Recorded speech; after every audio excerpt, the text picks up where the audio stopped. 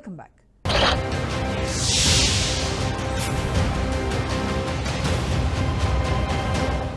హిందువులను మతం మార్చేందుకు మిగతా మతస్థులు అనేక అంశాలతో ప్రలోభ పెడుతూ ఉంటారు. కానీ అలాంటి ప్రలోభాలతో హిందువులు మతం మార్చే సంఘటనలు శూన్యం.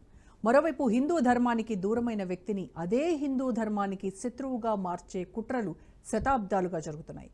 అందుకే ఒక హిందువు మతం మారితే హిందువుల్లోంచి ఒకరు తగ్గడమే కాదు, హిందువులకు ఒక శత్రువు పెరుగుతున్నాడనేది గ్రహించాలని చాలామంది చెబుతూ వస్తున్నా దాదాపుగా ఏ ప్రభుత్వాలు పట్టించుకోలేదు.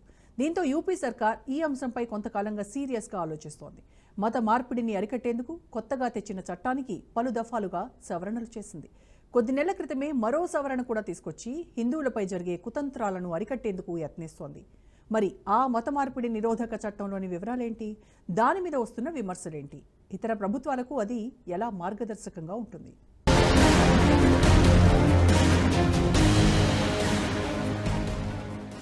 యూపీలో పవర్ఫుల్ గా మత మార్పిడి వ్యతిరేక చట్టం.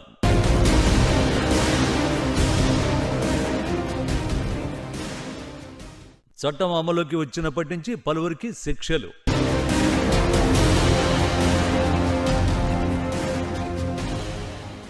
హిందువుల రక్షణే లక్ష్యంగా యోగి సర్కార్ నిర్ణయం.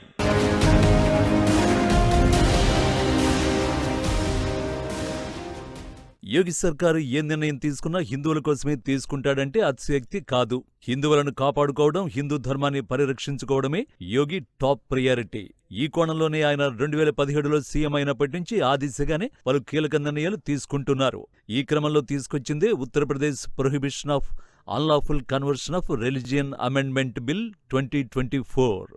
దీని గురించి స్థూలంగా ఒక్క ముక్కలు చెప్పాలంటే, రాజ్యాంగం కల్పించిన స్వేచ్ఛా హక్కును దురుపయోగం చేస్తూ ఎవరైనా మత మార్పిడికి పాల్పడితే అది శిక్షార్హమవుతుంది.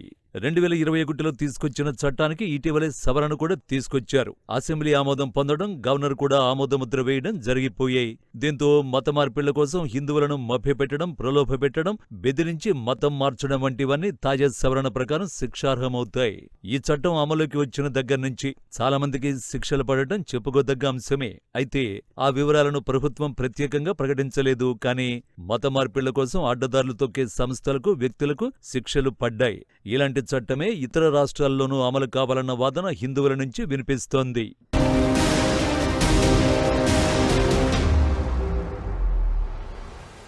తాజా చట్టం కంటే ముందు వచ్చిన 2021 చట్టం ప్రకారం 2023 వరకు యూపీలో సుమారు 400కు పైగా కేసులు నమోదయ్యాయట.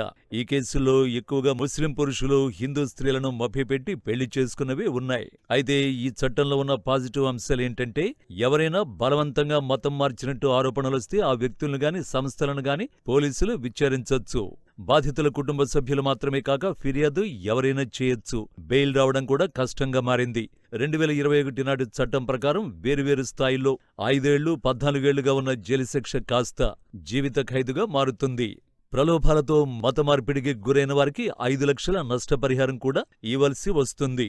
అన్నింటికన్నా ముఖ్యంగా మతం మార్చాడన్న అభియోగం మోపబడిన వ్యక్తి లేదా సంస్థ ఆ నేరంతో తనకు సంబంధం లేదని తానే స్వయంగా నిరూపించుకోవలసి ఉంటుంది.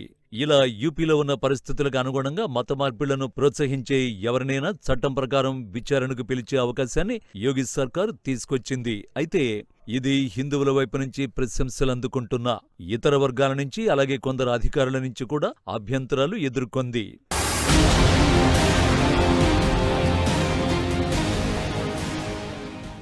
ఈ చట్టం ప్రకారం నిందితులకు జీవిత ఖైదు వరకు శిక్ష పడే ఛాన్స్ ఉంది. కనీసం 20 ఏళ్ల జైలు శిక్ష తప్పనిసరి.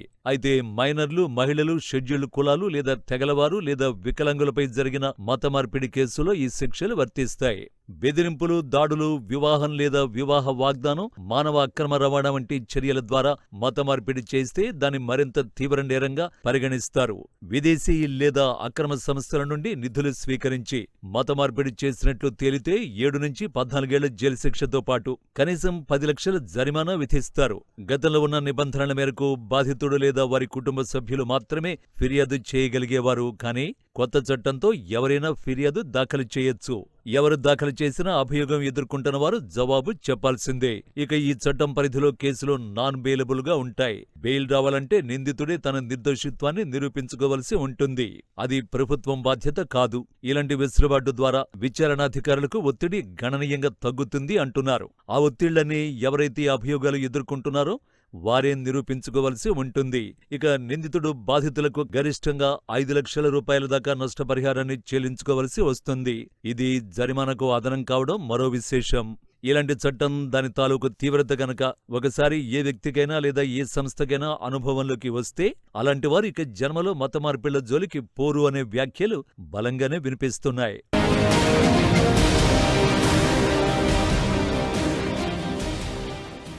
అయితే ఈ చట్టంపై విమర్శలు కూడా ఉన్నాయి. ఇది వ్యక్తిగత స్వేచ్ఛను హరిస్తుందని, ముఖ్యంగా మైనారిటీ సముదాయాలైన ముస్లింలను, క్రైస్తవులను లక్ష్యంగా చేసుకునేందుకే ఈ చట్టం తెచ్చారనే విమర్శలు ఉన్నాయి. 2022లో బరేలీలో జరిగిన ఓ సంఘటనలో ఓ క్రైస్తవ సమావేశాన్ని మాస్ కన్వర్షన్ గా ఆరోపించి 10 మంది పాస్టర్లను అరెస్ట్ చేశారు. అయితే ఆరోపణలు నిరూపితం కాకపోవడంతో విడుదల చేశారు.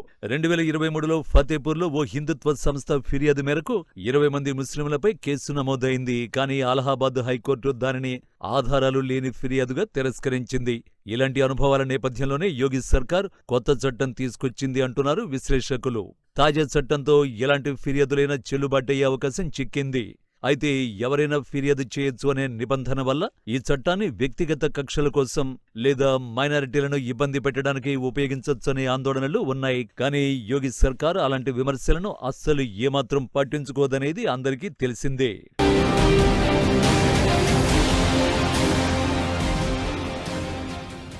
లవ్ జిహాద్ కోణంలో జరిగే అరాచకాలను అరికట్టడం కోసం ఈ చట్టం తీసుకొచ్చారు.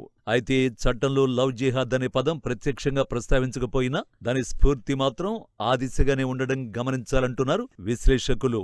యోగి ఆదిత్యనాథ్ 2020లో లవ్ జిహాద్ను అరికట్టే చట్టం తెస్తామని ప్రకటించాడు. అది 2021 చట్టానికి దారితీసింది. 2024 సవరణ ఆ విధానాన్ని మరింత బలోపేతం చేసి ఇప్పుడు పక్కాగా అమలవుతోంది. చట్టం ఉండడం మాత్రమే కాదు, దాని అమలు కూడా పర్ఫెక్ట్ గా జరగడంతో నేరం చేయాలంటే, మోసం తలపెట్టాలంటే గడగడ వణికిపోతున్నారు.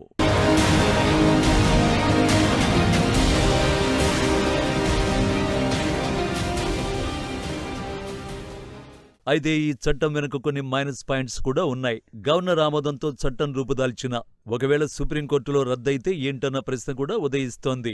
అది బీజేపీ పాలిత రాష్ట్రాల్లో ప్రభావం చూపుతుందన్న అభిప్రాయాలకు తావిస్తోంది. రాజకీయంగా ఈ చట్టం బీజేపీ హిందుత్వ ఎజెండాలో భాగంగానే అనేది విశ్లేషకులు చెబుతున్నారు. హిందూ ఓటు బ్యాంకును బలోపేతం చేయడానికి ఉపయోగపడుతుందన్న వ్యాఖ్యలు ఉన్నాయి. అయితే బీజేపీ నాయకులు మాత్రం ఈ విషయానికి అంతగా ప్రాముఖ్యత ఇవ్వడం లేదు. ఎందుకంటే హిందువుల రక్షణ కోసం తాము ఈ చట్టం తెస్తున్నామని బహిరంగంగానే వారు చెబుతున్నారు. కాబట్టి ఈ ఆరోపణలకు, విమర్శలకు వారు ఇంపార్టెన్స్ ఇవ్వడం లేదు.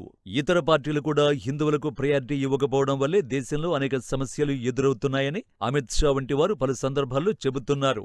ముఖ్యంగా 2027 యూపీ అసెంబ్లీ ఎన్నికల సన్నాహాల్లో భాగంగానే యోగి సర్కార్ ఈ కొత్త చట్టం తెచ్చిందని విశ్లేషకులు అభిప్రాయపడుతున్నారు.